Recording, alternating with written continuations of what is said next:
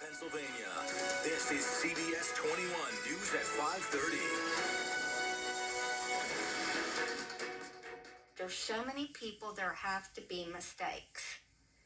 And I just happen to fall into that category.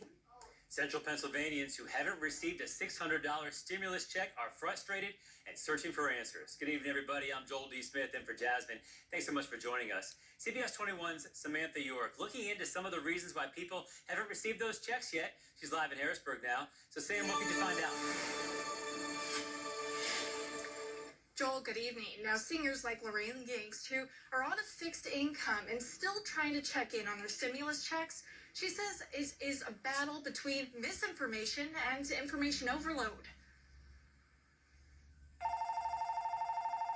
Client demand for tax preparers ringing off the hooks this year. We are seeing more because of the stimulus, no doubt. As President Joe Biden pushes for a $1,400 stimulus check, there are some still wondering where their first and second rounds of relief are.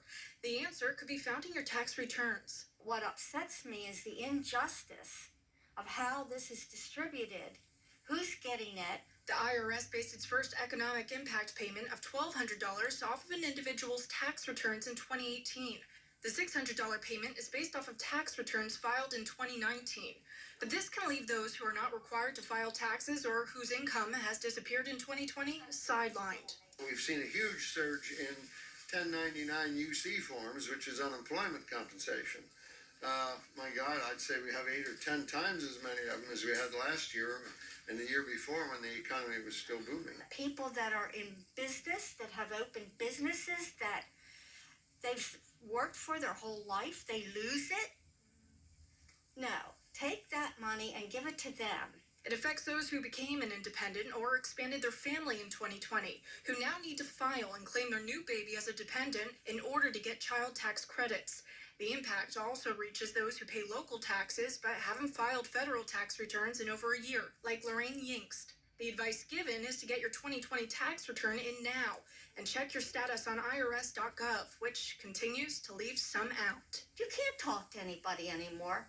I must be on the phone for hours pushing buttons and never finding a person.